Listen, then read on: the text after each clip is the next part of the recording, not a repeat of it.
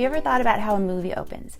If you pay attention, you'll start to notice how they often begin with a sort of wide-angle view of the world in which the story takes place.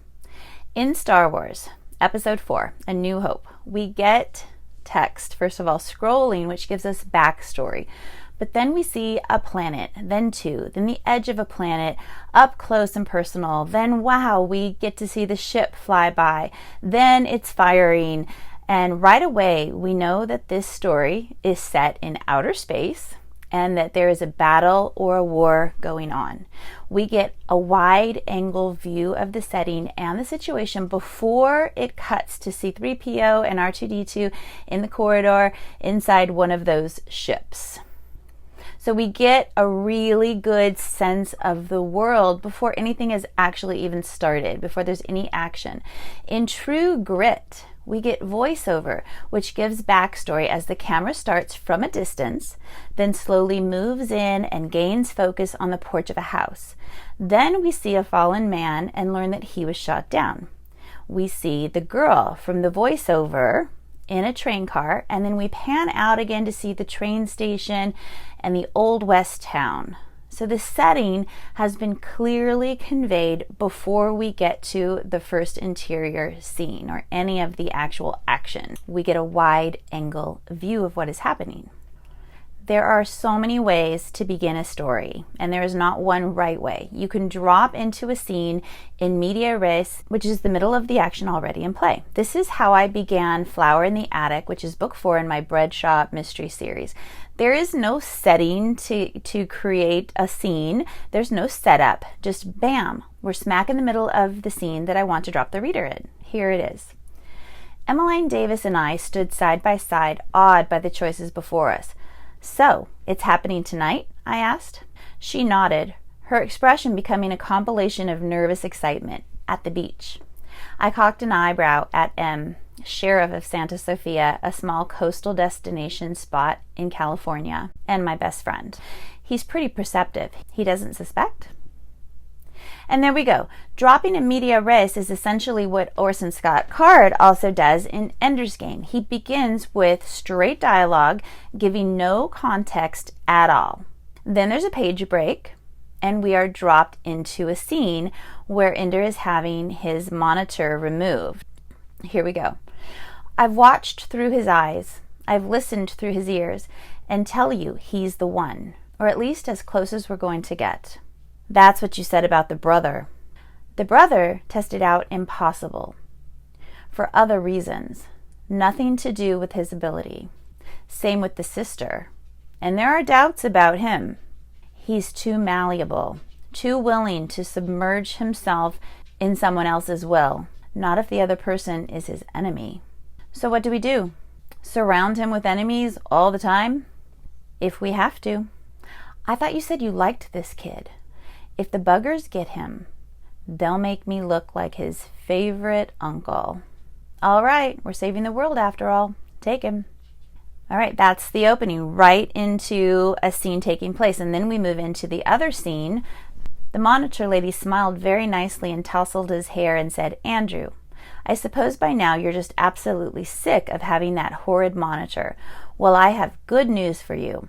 That monitor is going to come out today. We're going to just take it right out, and it won't hurt a bit."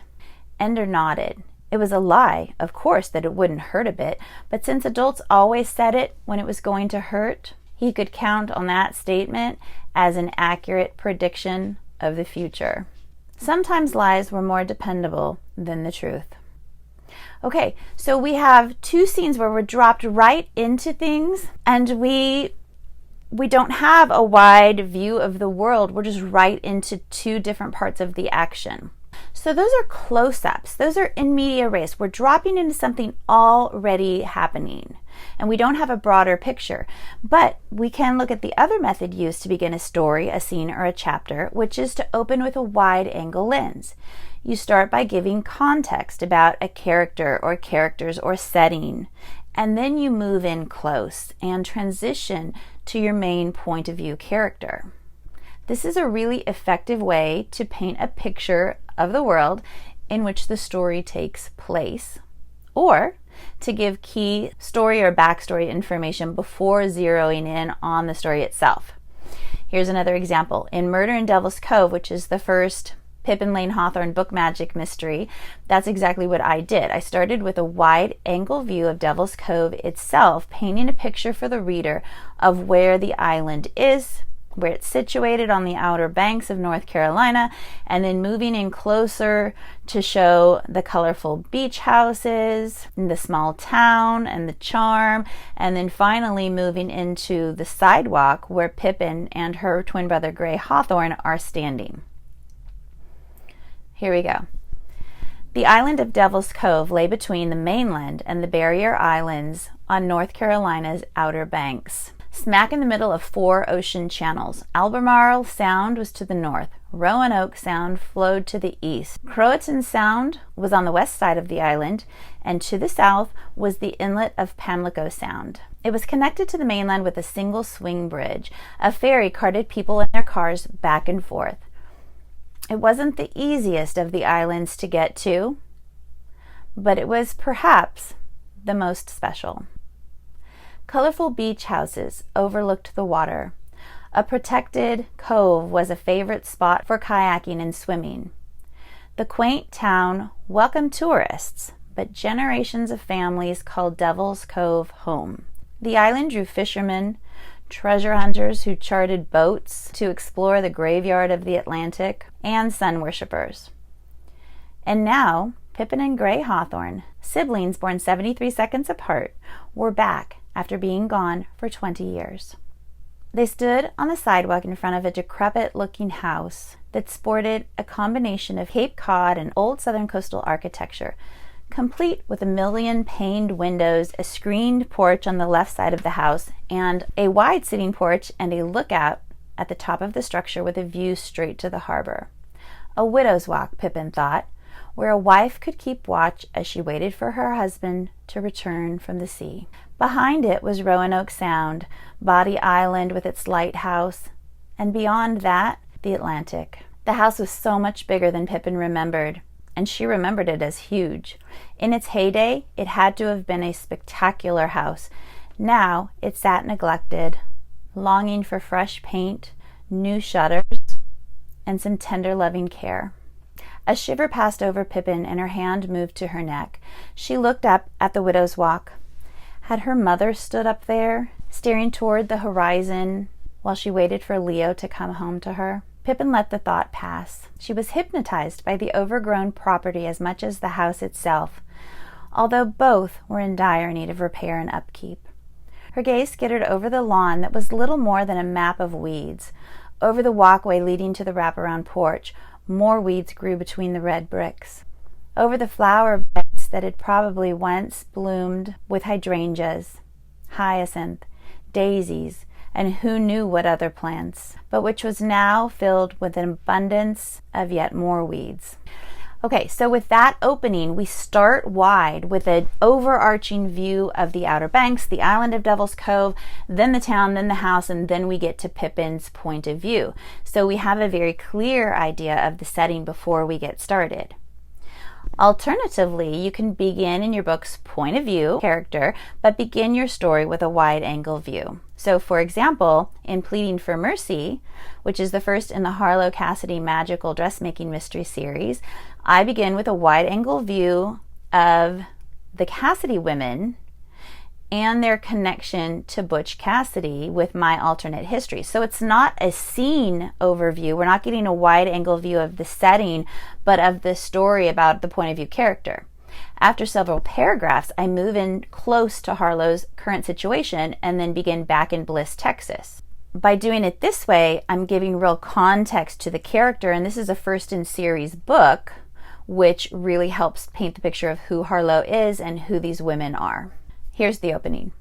Rumors about the Cassidy women and their magic had long swirled through Bliss, Texas like a gathering tornado. For 150 years, my family had managed to dodge most of the rumors, brushing off the idea that magic infused their handiwork and chalking up any unusual goings-on to coincidence. But we all knew that the magic started the very day Butch Cassidy, my great-great-great-grandfather turned his back to an ancient Argentinian fountain, dropped a gold coin into it, and made a wish. The Cassidy family legend says he asked for his firstborn child and all who came after to live a charmed life, the threads of good fortune, talent, and history flowing like magic from their fingertips. That magic spilled through the female descendants of the Cassidy line into their handmade tapestries and homespun wool, crewel embroidery, and perfectly pieced and stitched quilts, and into my dressmaking. It connected us to our history and to each other. His wish also gifted some of his descendants with their own special charms. Whatever Meemaw, my great-grandmother, wanted, she got. My grandmother Nana was a goat whisperer. Mama's green thumb could make anything grow. Yet no matter how hard we tried to keep our magic on the down low, so we wouldn't wind up in our own contemporary Texas version of the Salem witch trials, people noticed, and they talked. The townsfolk came to Mama when their crops wouldn't grow. They came to Nana when their goats wouldn't behave. And they came to Meemaw when they wanted something so badly they couldn't see straight. I was 17 when I finally realized that what Butch had really given the women in my family was a thread that connected them with others. But Butch's wish had apparently exhausted itself before I was born. I had no special charm, and I'd always felt as if part of me was missing because of it. Moving back home to Bliss made the feeling stronger. Meemaw had been gone 5 months now, but the old red and yellow farmhouse just off the square at 2112 Mockingbird Lane looked the same as it had when I was a girl. The steep pitch of the roof, the shuttered windows, the old pecan tree shading the left side of the house. It all sent me reeling back to my childhood and all the time I'd spent here with her. I'd been back for 5 weeks and had worked nonstop, converting the downstairs of the house into my own designer dressmaking shop, calling it Buttons and Bows. The name of the shop was in honor of my great-grandmother and her collection of buttons. Okay, so I used the same technique in Kneaded to Death, the first bread shop mystery. I give one paragraph about the setting, painting a picture of Santa Sophia, before moving close into Ivy Culpepper, her point of view, and her reason for being back home. Here we go. Here's that example. Santa Sophia is a magical town nestled between the Santa Lucia mountain range and the Pacific Ocean on California's central coast. I've always seen it as the perfect place. Not too big, not too small. Historic and true to its commitment to remain a family-oriented place to live. They accomplished this goal by having more bikes than people, concerts in the park, and a near-perfect 70 degrees almost year-round. I had been gone from my hometown since college, but had come back when a horrible accident destroyed our lives as we knew them, taking my mother far too young, and leaving my father, my brother, and me bereft and empty. We were still struggling to make sense of what had happened, and how a nondescript sedan had backed right into her as she walked behind it in the parking lot at the high school where she taught. So again, we started with a wide-angle view of the town before getting into anything specific and into the story itself. Margaret Mitchell uses this wide-angle lens approach also at the beginning of Gone with the Wind. Instead of setting, she uses an omniscient point of view to paint a picture of Scarlett O'Hara, both external and internal.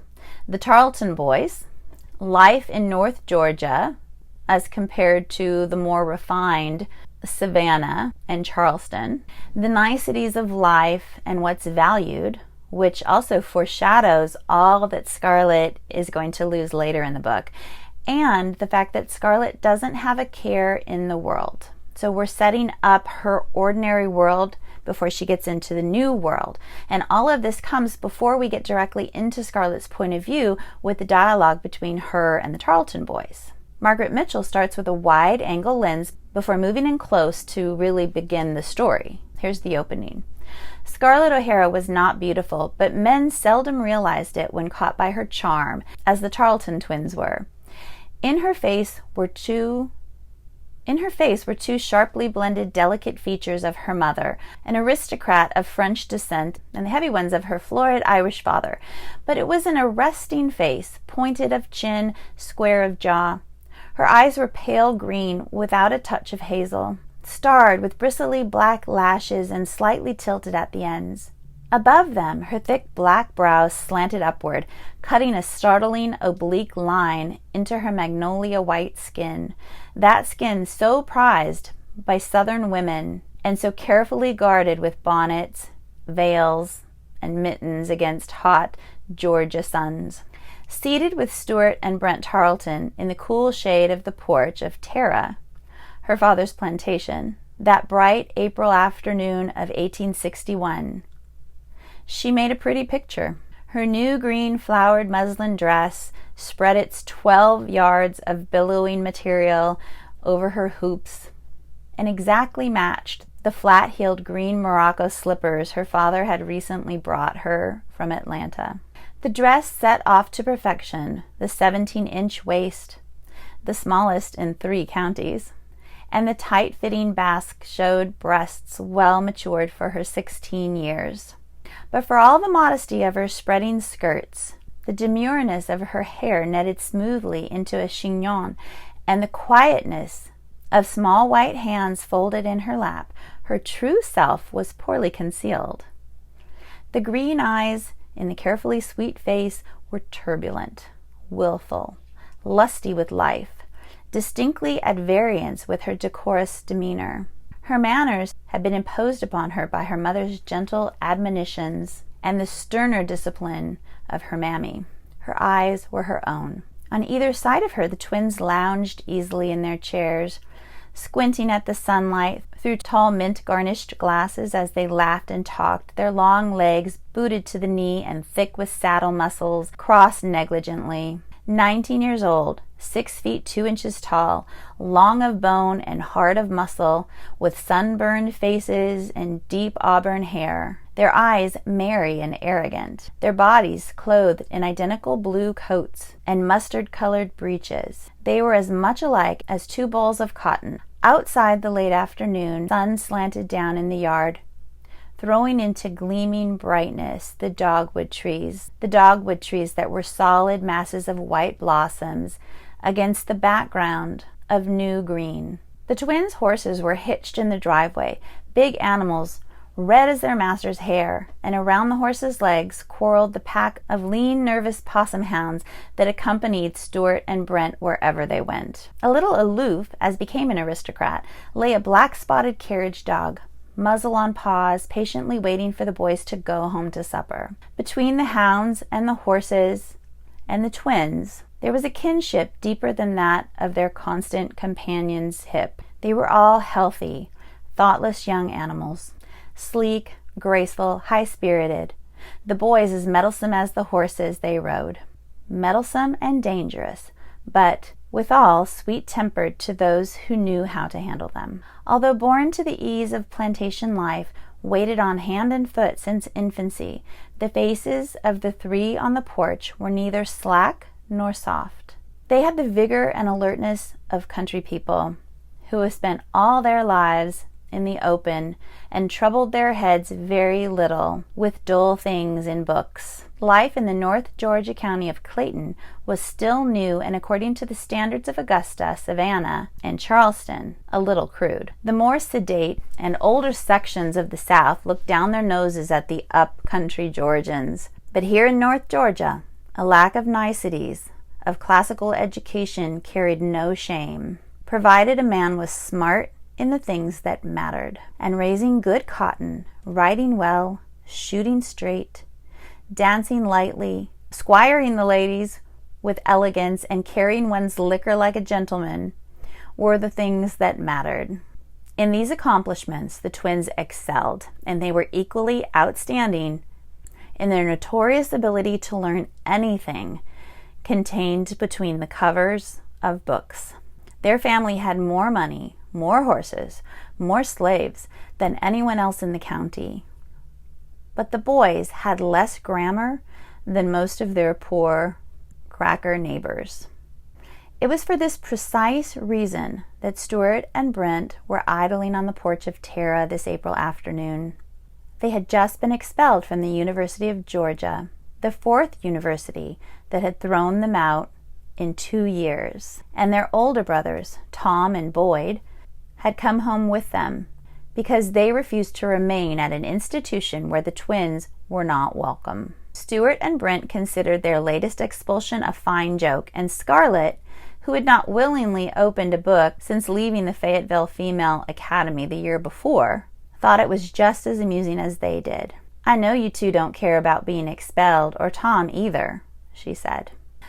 Okay, I'm going to end that there. So when you write the opening scene of your book or transition to a new setting at a new scene or chapter, opening with a wide angle view, whether that's about setting or character, before you zoom in can be really, really effective. With Margaret Mitchell, we get such a great understanding of who the Tarleton boys are, of who Scarlett O'Hara is. We understand their position in the South in 1861 before any bit of dialogue is spoken, before anything happens. We understand so much because Margaret Mitchell started with this wide angle view, and in this case, a little bit of setting and mostly of character.